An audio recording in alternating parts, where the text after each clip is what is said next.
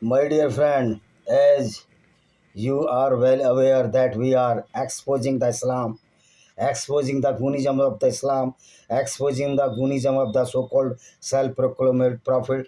He was a very rogue person and the hard criminal according to Bharat Nyaya Sanhita or according to any law of the world. Prophet Muhammad, so-called Prophet Muhammad of Islam, is a hardcore criminal. He is a terrorist.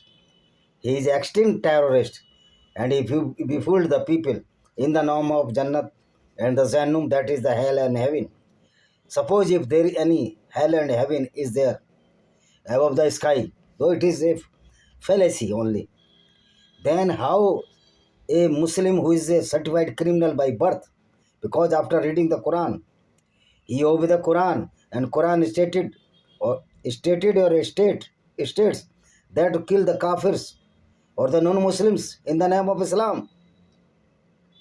Such type of the criminals as the Prophet Muhammad will go to the Jannat or the heaven.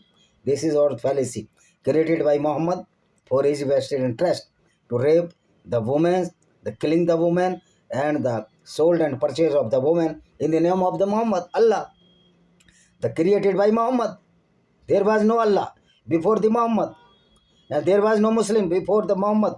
And his wife, Khadija bin Khalid, she was a Christian, by born Christian, but converted to Islam. He was the first Muslima or the Muslim woman. So this is the fraudulent ideology. And due to this fraudulent ideology, it is very dangerous. In the fallacy of Allah, the persecution of the Yazidis, which are not the Muslims, are killed by the Abu Bakr al-Baghdadi. Their women were raped by the Abu Bakr al-Baghdadi because Prophet teaching is such alike and the people was also alike. He was the perfect rapist, killer, and the vagabond loitering throughout the Saudi Arabia, only the robbery of the business caravan of the Jews. So now we will our focus is on the persecution of the Yazidi by Abu Bakr al-Baghdadi.